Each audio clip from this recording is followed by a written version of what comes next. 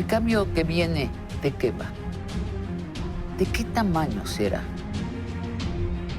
¿Será de tamaño considerable o superficial? ¿Histórico o cosmético? ¿Qué coordenadas tendrá el cambio que viene? ¿Cuáles serán sus palabras clave, sus ideas clave? ¿Y cuál será su relato conductor? Ese relato de futuro que se intentará bajar a la realidad. Acompáñenos al interior del cambio que viene.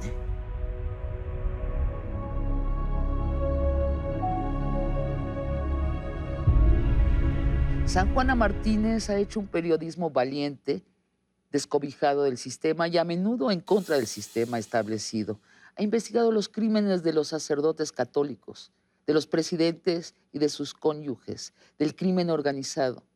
Ha sido una periodista sumamente incómoda para el sistema, a menudo perseguida por los poderes del sistema y de pronto ahora será la directora de Notimex. Bienvenida, San Juana. Muchas gracias, Sabina. Hace 3 años hubieras creído esto. No, ¿Cuándo te enteras? ¿Cuándo te proponen que seas directora de Notimex? pues fue el ciudadano presidente antes de tomar posesión. Antes de tomar posesión. Así es. ¿Y te sorprende? Muchísimo. ¿Qué le preguntas? Pues yo había solicitado una entrevista y me avisan que me está esperando. Y pues yo llego con mi grabadora, con mi cámara y una batería de preguntas que inmediatamente suelto y me dice, no. Para. No quiero dar entrevista. Ya estoy cansado de las entrevistas. Digo, ¿qué me dices? Entonces, te quería ver para otra cosa.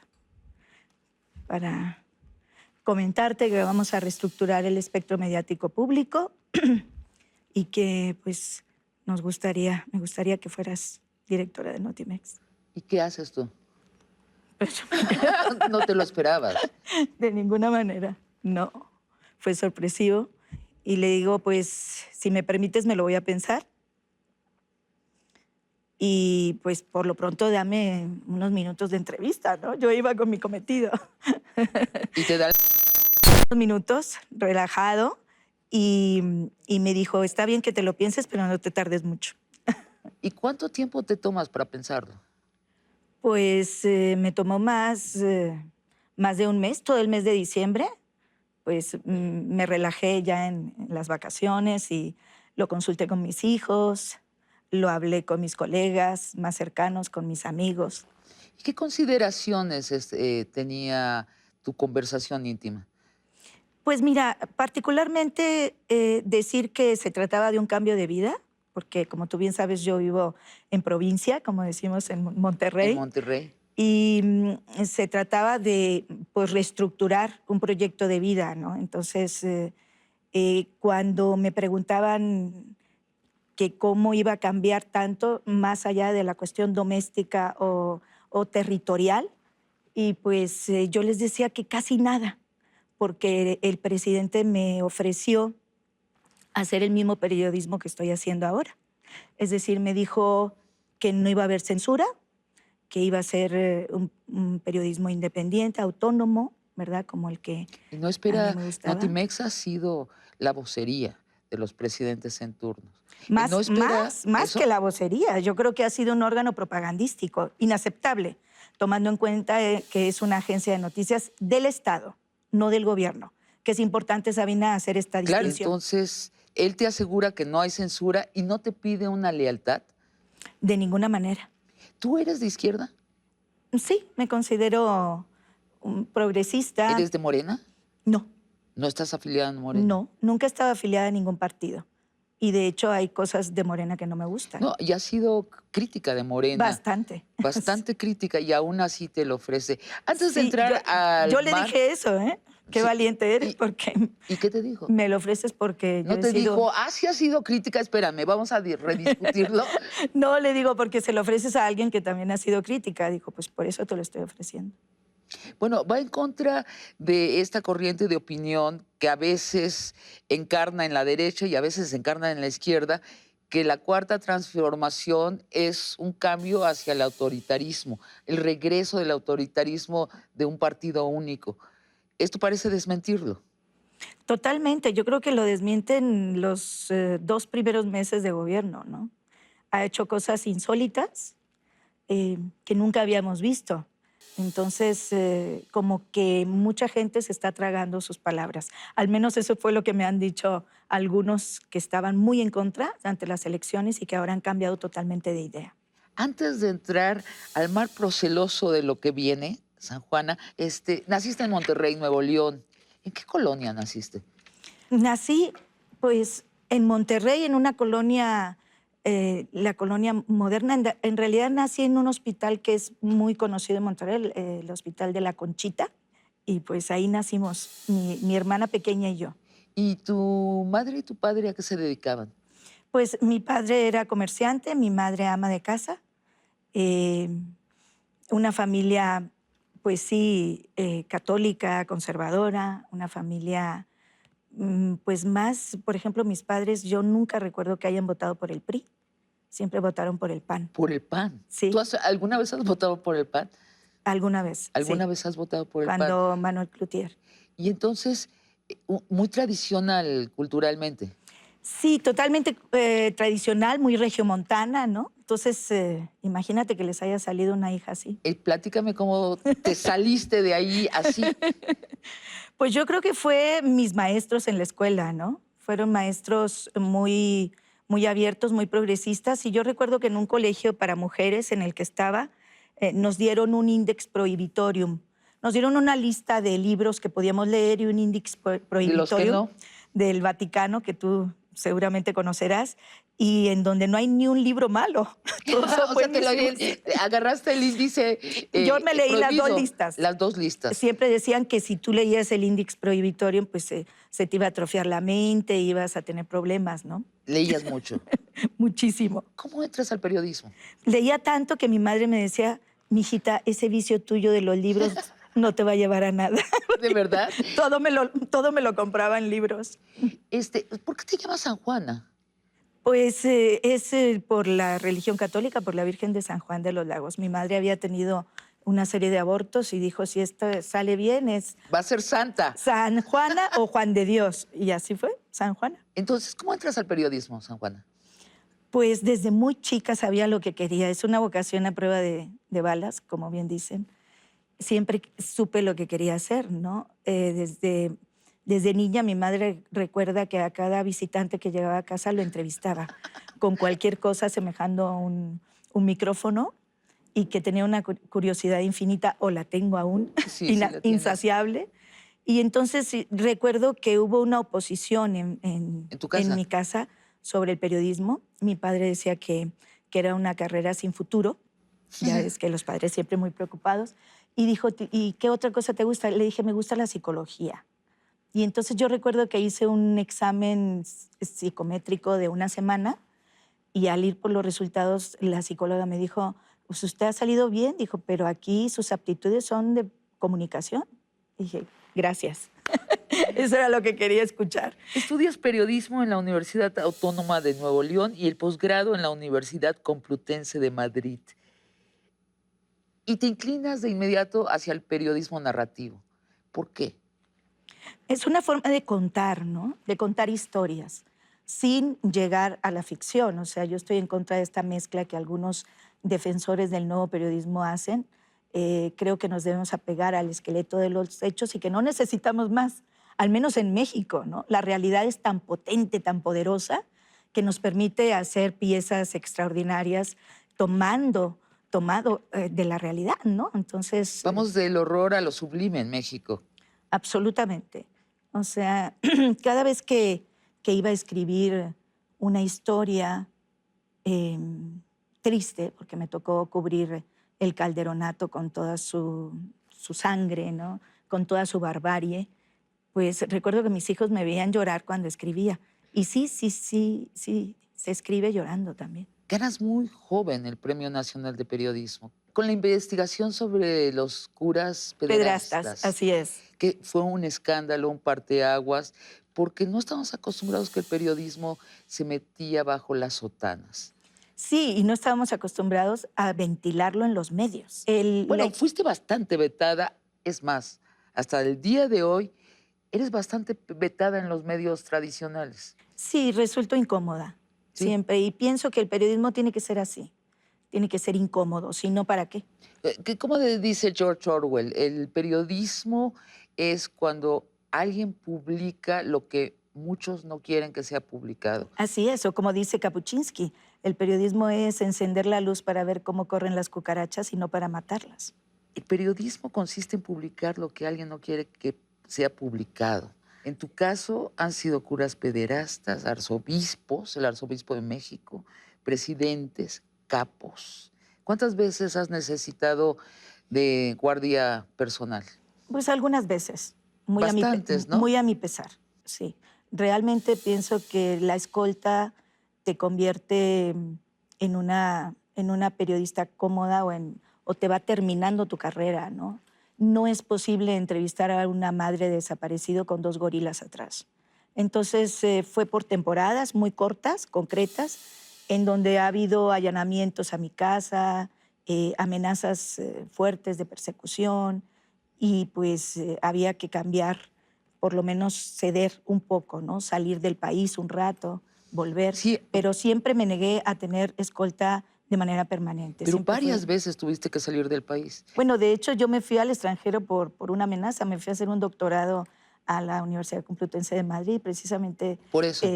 huyendo de una amenaza terrible que mi madre en ese entonces vivía con mis padres y contestaba el teléfono y se asustaba muchísimo. Y yo dije, pues hay que irse de aquí, ¿no? Un rato. Y también ha sido incómoda para los medios de comunicación, incluso para el periodismo de izquierda que se precia de ser valiente. Estuviste en proceso y te fuiste. Bueno, me fueron ¿Te fueron? ¿Por qué te fueron?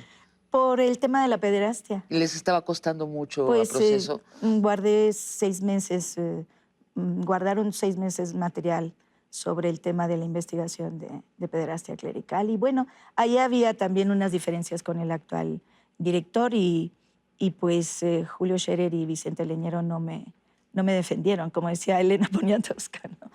Finalmente, no, pues los hombres normalmente no te defienden, somos nosotras las que nos defendemos. ¿Crees eso? Sí. Totalmente. Creo en el género.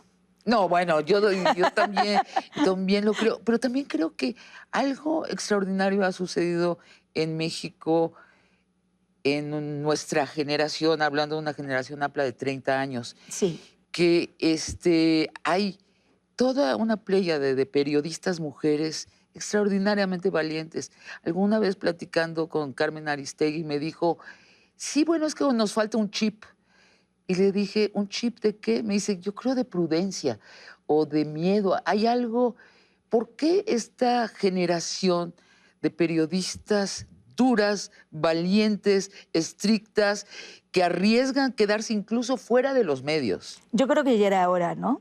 Yo tengo una gran maestra que es Carmen Lira, que es la fundadora y la actual directora desde hace algunos años de La Jornada. Y para mí ha sido una guía, ¿no? Otra vez las mujeres apoyándome. Ella me abrió las puertas de La Jornada y también me abrió los brazos porque es una mujer verdaderamente extraordinaria, muy sensible a las necesidades nuestras. Y a partir de ahí te das cuenta que faltaban muchas cosas por hacer en el periodismo y que solamente lo íbamos a hacer nosotros o que lo estamos haciendo nosotros, ¿no? ¿Cómo te lo explicas? ¿Es ese chip que nos hace falta o es más bien una falta de conciencia del poder? ¿Qué es? No, yo creo que es un compromiso social. Yo creo que la mujer está mucho más comprometida con lo suyo, ¿no? Tomando en cuenta que nosotros somos las que creamos, las que dirigimos un hogar, las que nos encargamos, más allá del género, esa es la realidad. Porque yo recuerdo que un compañero me decía, ¿por qué ustedes están tomando los temas más duros? ¿Por qué? Y le digo, pues, ¿por qué? ¿Por qué? Contéstame tú, que eres hombre. Claro, ¿y qué te dijo? ¿Qué te dijo?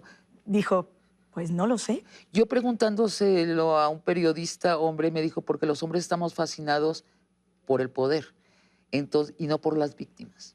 Claro, mira, en esta nomenclatura de la barbarie y de la guerra contra el narcotráfico faltaba contar las historias detrás del ejecutómetro. Se había hecho todo en narcotráfico y entre comillas, porque claro, Blanco Ornelas es la referencia que tenemos, pero tenía un vínculo con el ejército también muy importante.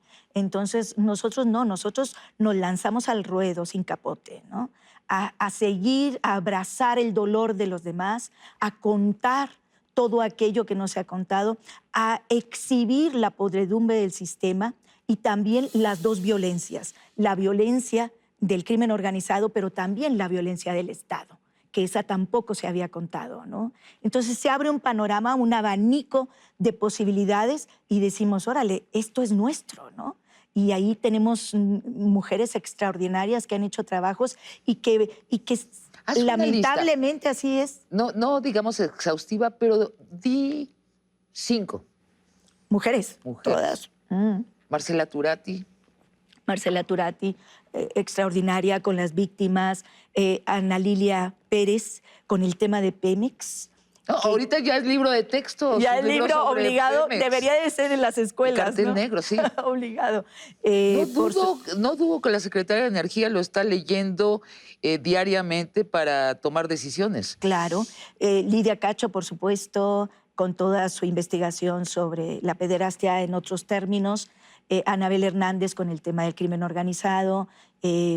Laura Castellanos con todo el tema de la resistencia y de la guerrilla y de los grupos armados populares, ¿no? Sí, es una pléyade histórica y a mí me sorprende mucho que no haya un varón valiente que se ponga a historiar a esta pléyade de mujeres periodistas que han cambiado el periodismo mexicano.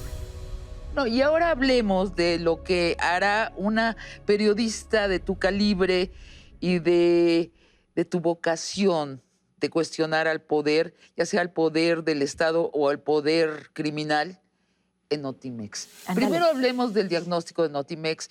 Decías tú, ha sido más bien el órgano propagandístico del Estado mexicano. Fue creado en buena medida para eso, en la época de las Olimpiadas, para darle un buen nombre a México. ¿Qué tan corrupto ha sido Notimex? Pues mira, desde el momento en que ha claudicado en su función fundamental, ¿no? Que es defender el derecho a la información de los mexicanos, porque no nos olvidemos Es lo que dice, ¿verdad?, en su acta que fundacional. ese es también el objetivo principal del espectro mediático público, ¿no? Y el de los privados también. Nos corresponde a nosotros, pero además tenemos la necesidad de que en esta defensa nos acompañen los ciudadanos. Y particularmente porque se ha dedicado como a publicar o repetir los boletines, ¿no?, informativos. Creo que eso no es periodismo, ¿no? Creo que tiene una enorme capacidad con gente muy talentosa en este momento, brillante, pero también una enorme necesidad de una reestructuración para transformarla en una gran agencia de noticias. Puntualicemos, tiene 310 reporteros Notimex, es una barbaridad. ¿Cuánto? Yo no creo que ningún periódico tenga 310 reporteros y tiene un presupuesto más alto que el sistema público de radiodifusión.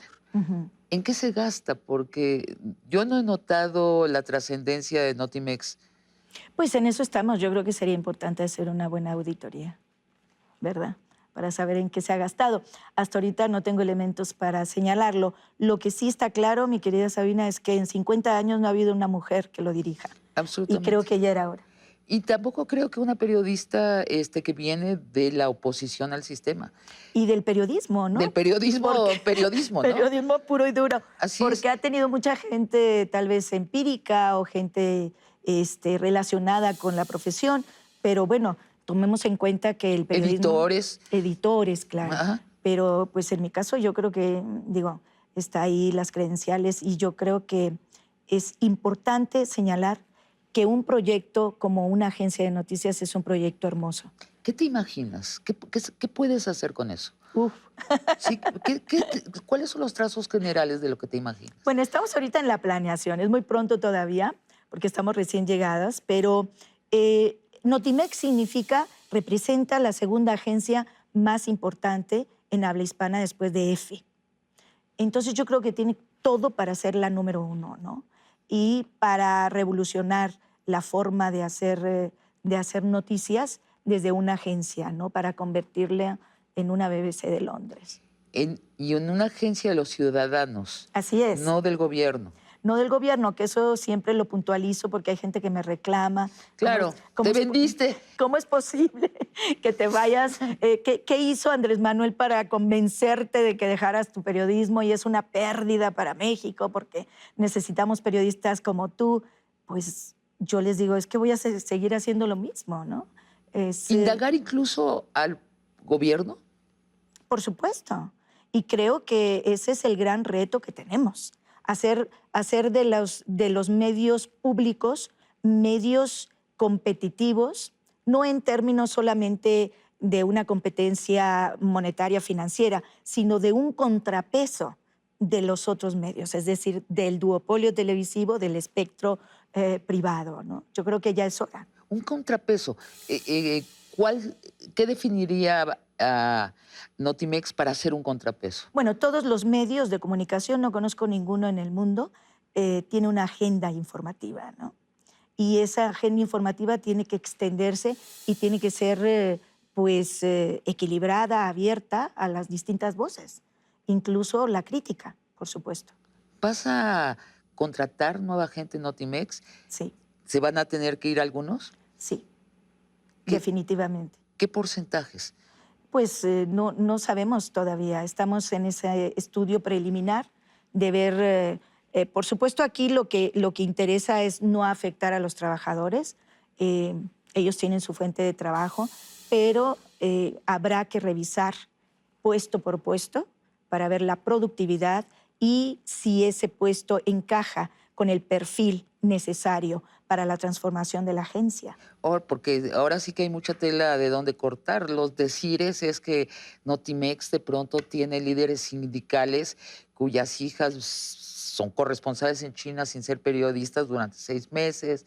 Era maestra de yoga. Era maestra de yoga en China, además en China, ¿eh? La mandó a estudiar. Pero además la disciplina equivocada. Hubiera sido tai chi por lo menos. Por lo menos, ¿no? Sí, parece que ya se ventilaron a la luz pública detalles del líder sindical, Conrado García Velasco. San Juana, has sido tu propia dueña durante toda tu vida. Así es. Y nos has narrado que no te estás plegando al presidente de México. Pues hay que señalar que la estructura de Notimex es una estructura autónoma. O sea, ¿no te puede destituir mañana? No. Eso me encanta, me parece Al menos no así de eso. fácil. Hay un consejo de gobierno, hay una junta de gobierno integrada por los distintos secretarios y hay un consejo editorial también integrada por destacadas personalidades del periodismo. Entonces no es tan fácil, no es tan fácil. Hay una autonomía que vamos a defender, por supuesto, y que vamos a poner al servicio de los ciudadanos. ¿No temes una llamada a medianoche de la secretaria de Gobernación diciéndote, San Juana, eso ahora no se publica? No la temo, porque apago mi teléfono en la noche. Lo mantendrías apagado. No. Y si supongamos que llega a entrar la llamada por una casualidad, porque tienen un aparato especial en Gobernación que hasta en tu teléfono apagado te están tomando video, como dicen los rumores, y oyes a la secretaria de Gobernación decirte eso. Dudaría mucho que viniera de parte de Olga, ¿no? Yo creo que es una extraordinaria mujer, muy abierta, muy defensora de las libertades. Entonces, bueno, supongamos que no se llama Olga, se llama Teresa. Teresa, y todavía no la conocemos, y te dice eso. ¿Qué haces? ¿Apagas tu celular? Bueno, le digo que me lo mande por escrito. Muchas gracias, San Juana Martínez. Felicidades. Gracias a ti, Sabina. Siempre un gusto estar contigo.